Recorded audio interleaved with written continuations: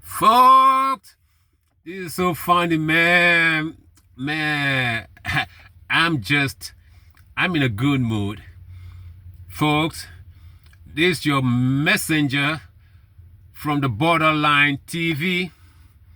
I want to remind you something about what went down at the Oval Office between Ramaphosa and Trump, man. You know what? Captain Ibrahim, reminding us that, he's not a career diplomat, or a man dressed for a banquet hall and handshake, or a speaker come to us speaking a rehearsed language of polished politics. But what do we see? Ramaphosa went to the White House, by the invitation of Trump, and Ramaphosa did the opposite to what Ibrahim Traore is saying he is not. But I do not imagine Ramaphosa to come out as a Ibrahim Traore, because different age, different mentality, right? Different mind, different mentality, different generation, right? Okay, so Ramaphosa went over there, dressed out for banquet hall and handshake, and calmed down with his rehearsed language of polished politics, talking about when we came here, we want to do things together. We remember during COVID time, I wrote to you, and then you sent us some respirators. And Trump said, yeah, I remember that later. We sent you 150,000 pieces of respirators, or 150 pieces of respirators. Yeah, I remember that. So we thank you for that. I brought you some gold, golf book weighing 15 karat gold. Those are rehearsed language of polished politics that Ibrahim Traore is saying. I don't come with those things. I come on straight shooting. Okay, so all the nicest things, all the trappings of a career diplomat. And when Trump was listening to me, man, look at this man, what do you think we're here for? This is gangster's paradise, y'all. This is gangster. Trump is a gangster. And I love him. Trump is a gangster. Trump is a billionaire gangster. Trump is not really big billionaire. No, he's a small billionaire. He's not even in the circle of the big dudes in America. He looks on and want to be like them. So Trump will use every code written for the wealthy in a tax code, use it to his advantage. And people say he's dodging taxes. No, he's not dodging taxes. The tax code in America is written by the capitalists for the capitalists. So if you are gangster enough, you use those codes and they will work for you. Okay, that is gangsterism.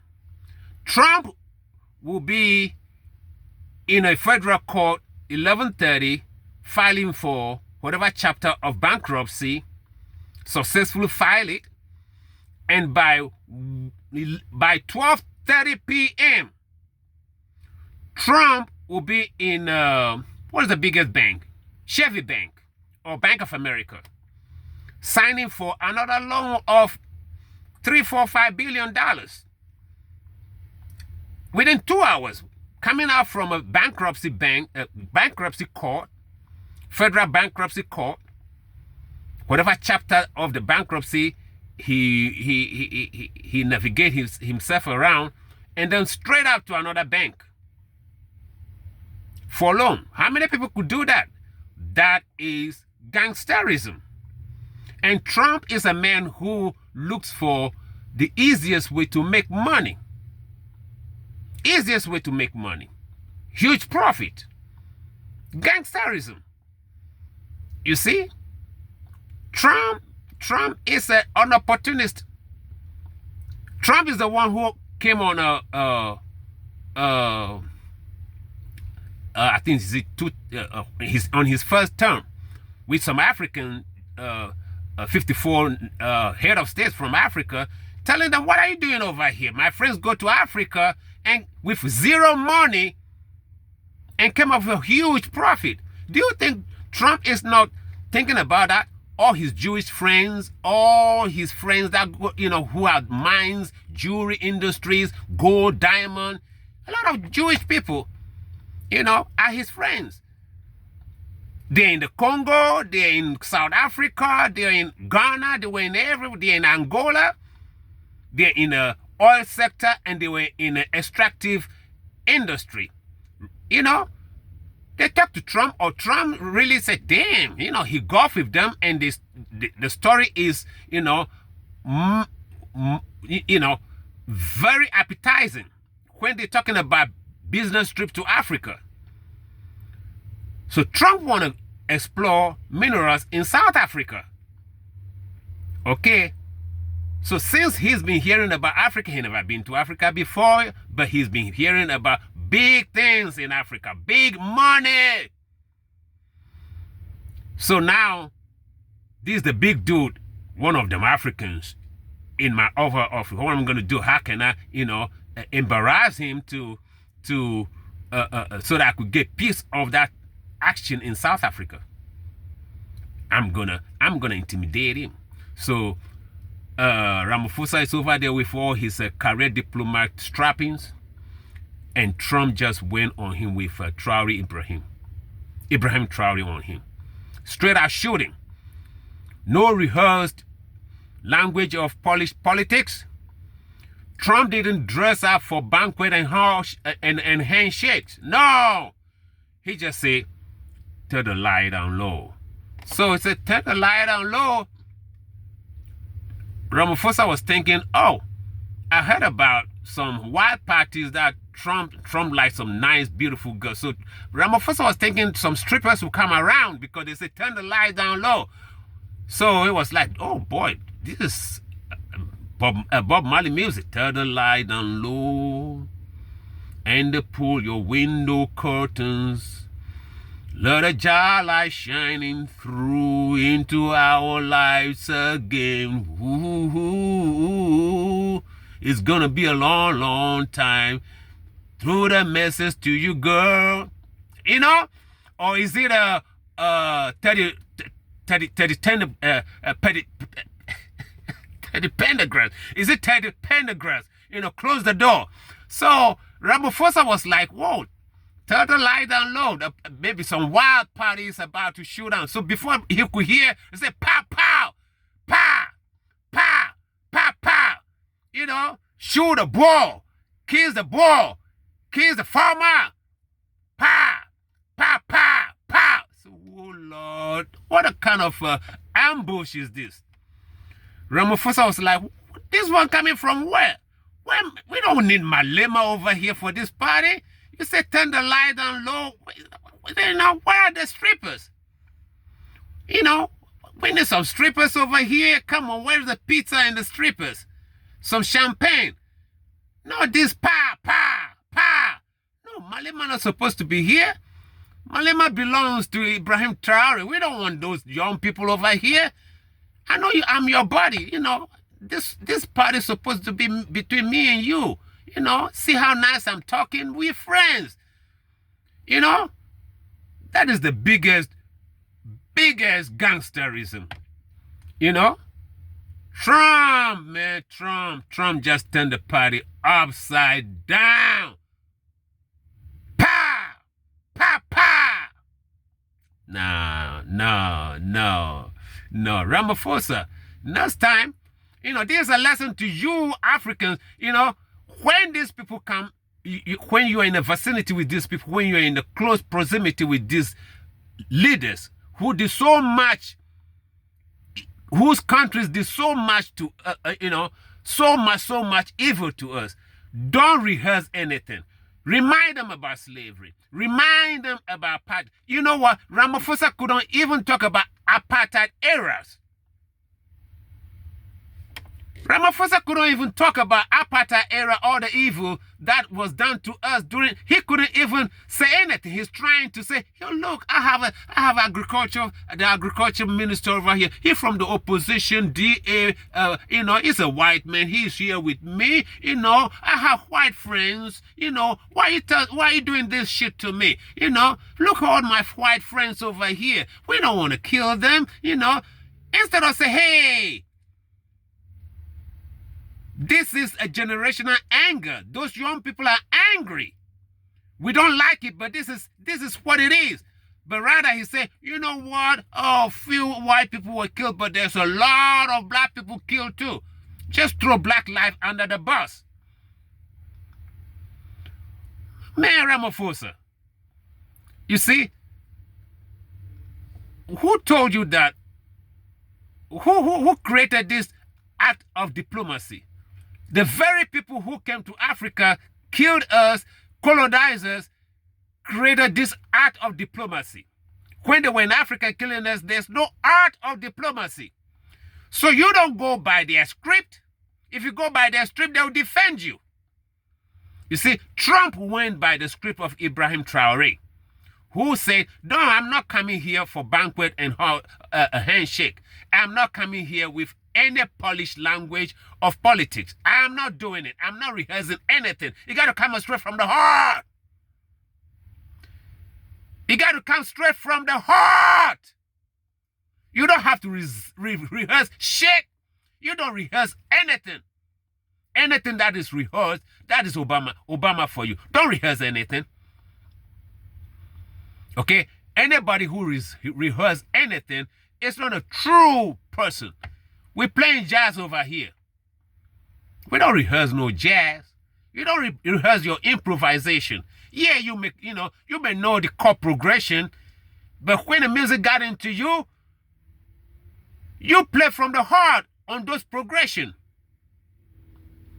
Okay? You play from the heart on those progression. Those chord progression, you got to come up from, you may have some idea about, say, this A major coming to a G major or into a sixth or a seventh over there. Yeah, you know the chord progression, but when the music gets so heated, it comes from the heart. The improvisation comes from the heart. They say, babe, you rehearse this, and how come you pull it out so nicely? Say, it comes from the heart. I'm speaking as a musician. You see, it had to come from the heart. You don't rehearse. Everything that you rehearsed came to naught. You see, Trump make all your rehearsal. It fucked it up for you. It throw you upside down. Everything that you rehearsed, so you don't know what to say because you rehearsed everything for the past maybe 3 weeks when he told you to come to the Oval Office. You went over there, spent all kind of sleepless night rehearsing how to talk to Trump, and he threw you out. He threw you out of balance because all you have is a rehearsed language of polished politics. Don't do that next time. Okay? These people come to us, remind him. Why you fail to remind him that these are angry youth of the past imbalances, of the past injustice. There's nothing we can do. And remind him about the same anger is right here in America. But what is he trying to tell you? America wants you to... America is good in hurting you. Americans, Europeans are good in hurting you and then stay around you and push you to forget about how bad they hurt you. Every revolutionary person, black or white, especially black, in America was put into jail, killed, or thrown into jail. So Trump is asking you, Ramaphosa, why didn't put this guy in jail?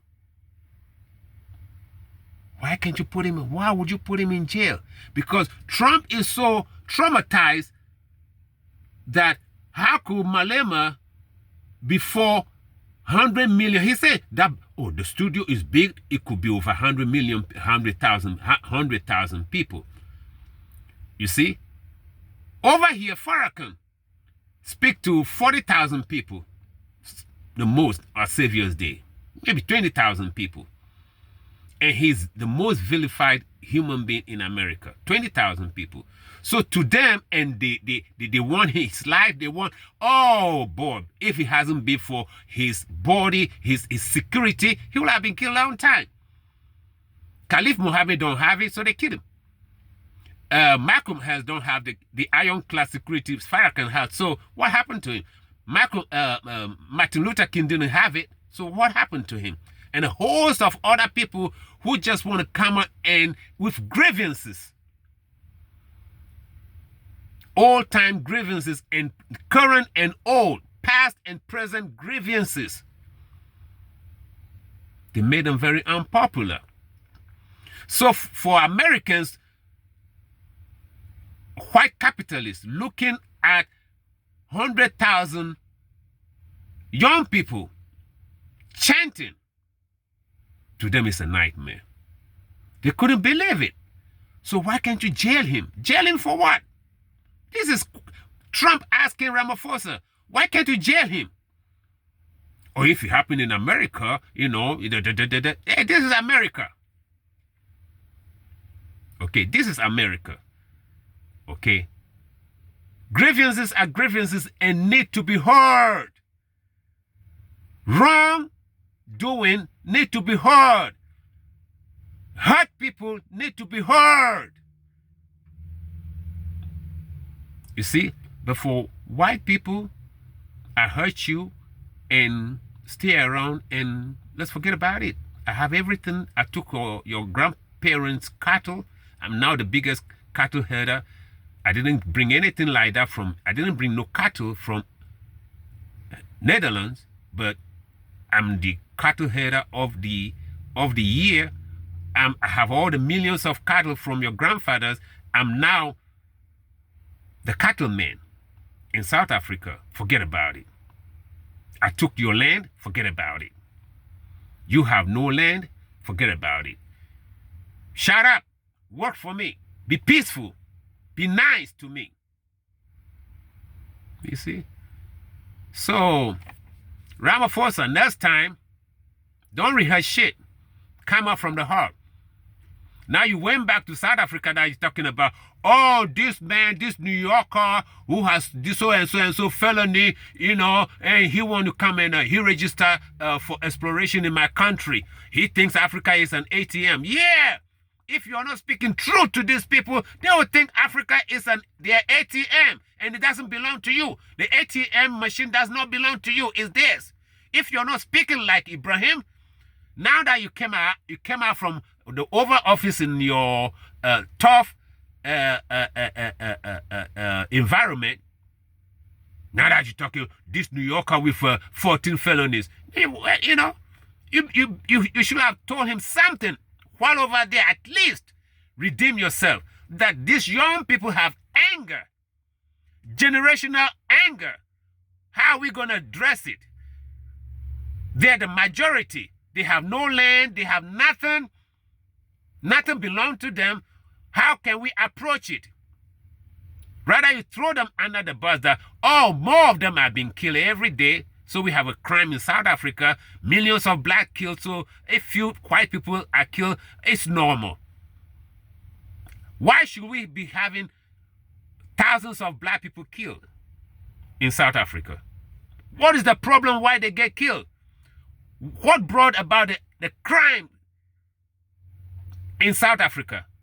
What is instigating the crime? Oh, they say if you have nothing for your hand, you look for trouble.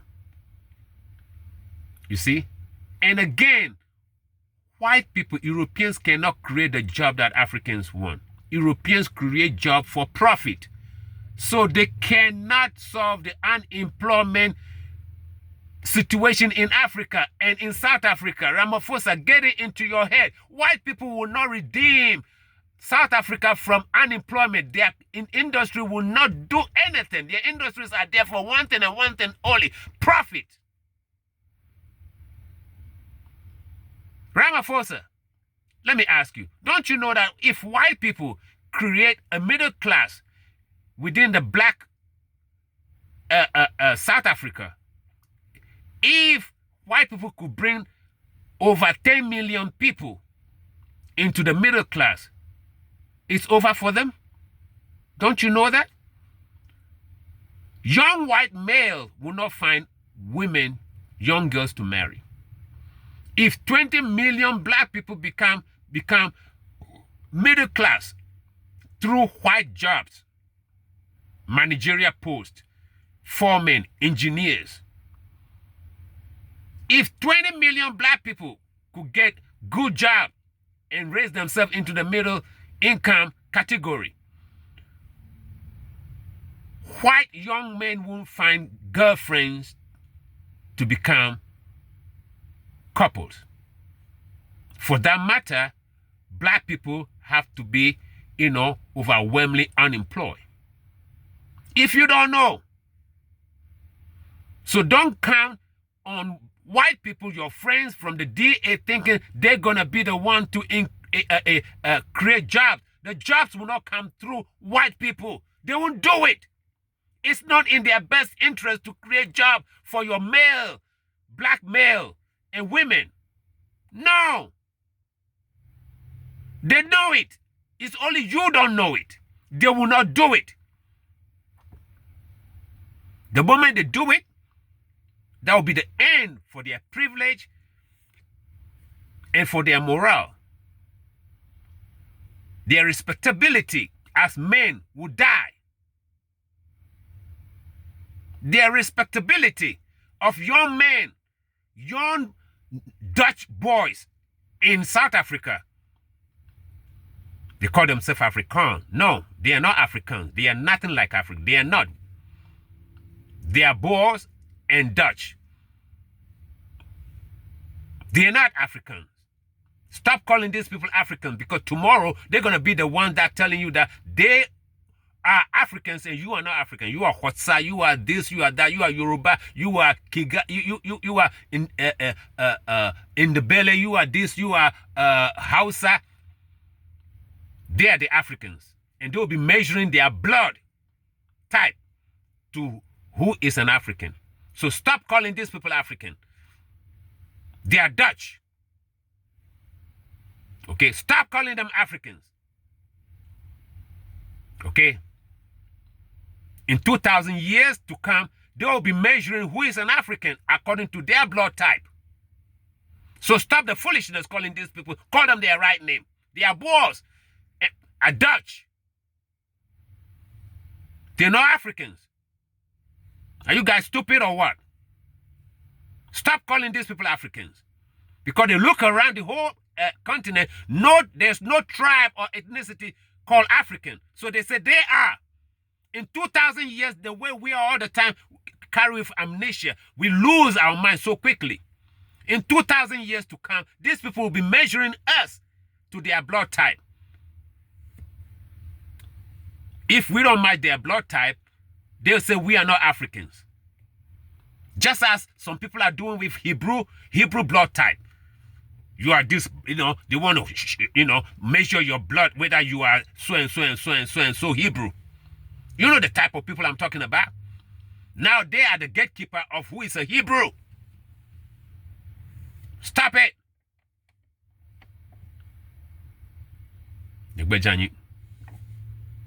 Stop it. Stop calling them African. They are not African. Are you crazy?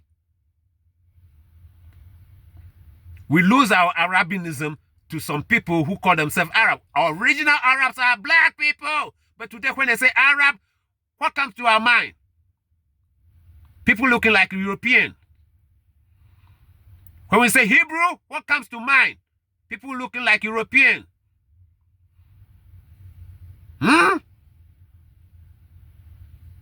Even India. We've been there before the Aryans came. The Buddha was a black man. Man. Even in Europe.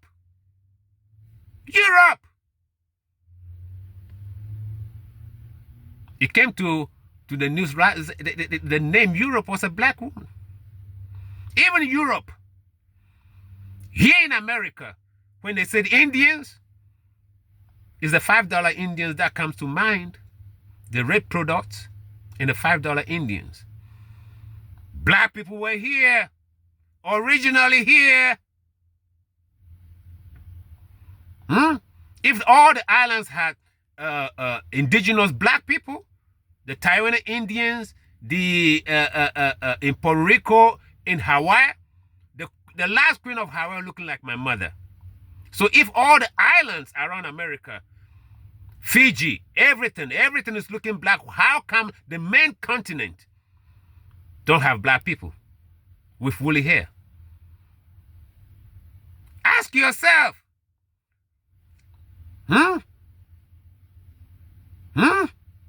In the song, Christopher Columbus is alive, you know.